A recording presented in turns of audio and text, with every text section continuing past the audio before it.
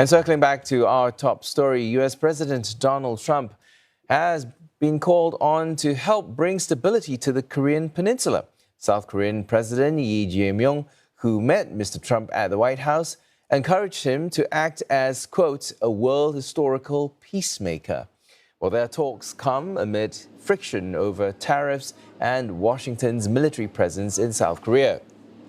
Mr. Trump also saying he hopes to meet North Korean leader Kim Jong-un possibly later this year. Now, for more insight, let's speak to B.J. Kim. He's affiliate professor at Hong Kong University of Foreign Studies. Professor, thanks for joining us. Now, let's start with North Korea, which till now hasn't responded yet to Mr. Trump's comments on meeting Kim Jong-un.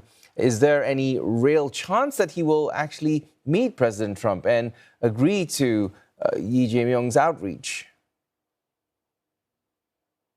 We don't know yet because, obviously President Lee and President Trump, they would like to try it. But then again, Kim Jong-un is the one who has to show up, who has to agree to show up. And so the ball is in his court. But overall, the way North Korean, the government rhetoric or argument has been played out so far, they're not very warm to that idea overall. Not specifically about the invitation itself, but they have not been saying nice things. So we'll have to wait and see whether this kind of words from Washington will act to change Kim Jong-un's mind yet, but we haven't seen any, corresponding indications yet.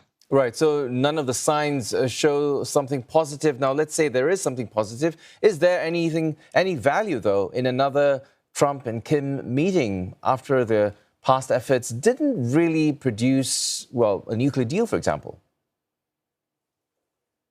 That's a great question. Last time, during the Trump administration, the first Trump administration, the talks in Singapore and Hanoi were about specifically denuclearizing North Korea. But this time, they have disagreed on that. So getting together to talk about what? I don't think we have topics here, but overall, however, just goodwill building and peace maintenance and so on, they could talk about those. But whether it would be a good idea, politically speaking, for Donald Trump to be offered to U.S. audience and his supporters, whether he should meet with Kim Jong-un without talking about nuclear weapons of North Korea, we'll have to wait and see how that could play out. At this point, doesn't seem to make a lot of sense just sitting down together without talking about nuclear weapons, especially as it's offered to U.S. audience.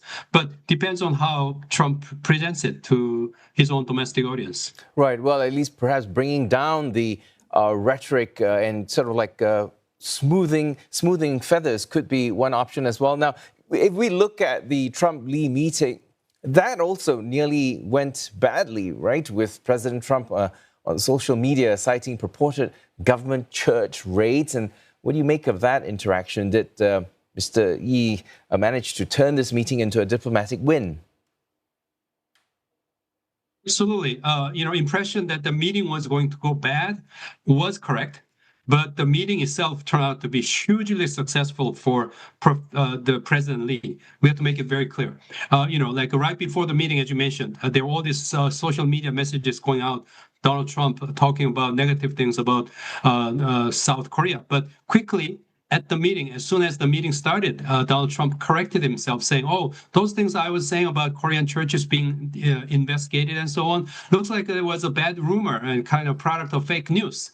So he corrected himself upfront at the beginning of the meeting, and so it was never repeated again during the meeting. And throughout the course, the meeting went very smoothly, and it was a great surprise to everybody. Indeed, it surprised everyone, because in Korea, there were a lot of concerns, especially after watching what happened during the Zelensky meeting, during his first time meeting in the White House, and then the South African president fiasco. There were a lot of concerns. And so looks like now, looking back, a lot of efforts went in to prepare President Lee for smooth introductory meeting, getting to know each other with Donald Trump and building goodwills with him. And I think thanks to that thorough preparation, perhaps, and also perhaps the pre-meeting arrangements, I'm sure a lot of efforts has been made from the Korean side to give messages to White House to make this one smooth one. As a result of it, it turned out to be extremely friendly from the beginning to the end. And there were a lot of thorny issues that they could have talked about, but it turned out to be that they didn't touch upon those kind of thorny issues. But from the beginning to the end, sitting in the Oval Office and then luncheon meeting, all the way to the end, it was extremely friendly. No point to talk about anything negative. So it was a huge success for President Lee.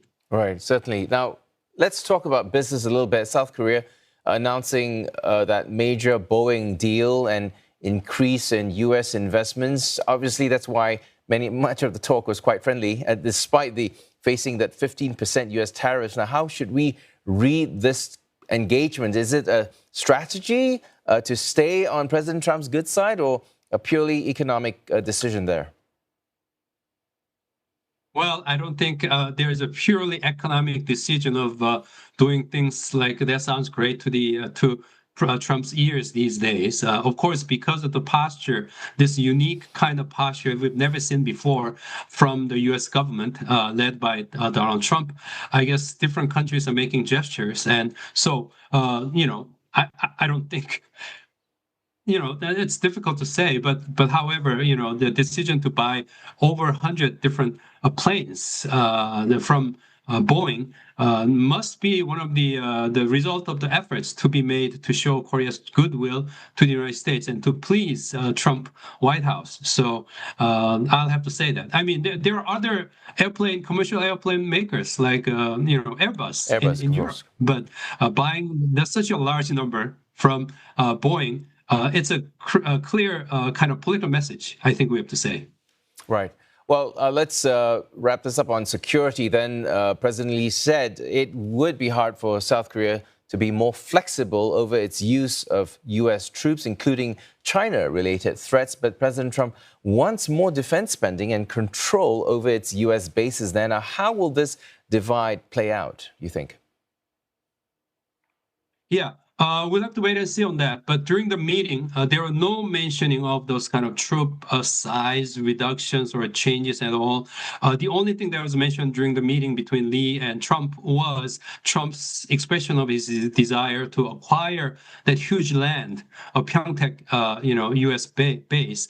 And it's the largest U.S. base overseas, worldwide. It's the largest one. And his desire to acquire that land as the possession of the U.S. government, that's an interesting one. But other than that, interesting one that needs to be talked about going forward. But other than that, there's no other thorny national security issues that was discussed. So as a result, the way we see it, the meeting at the White House itself was a success. And these kind of difficult issues will have to be discussed going forward. But for now, at least, we just overcame one big hurdle, and I think there's enough reason to celebrate on the side of Korean watchers. A big sigh of relief there for a lot of people there, I'm sure. Thank you for those insights. BJ Kim, the affiliate professor at Hankook University of Foreign Studies, joining us.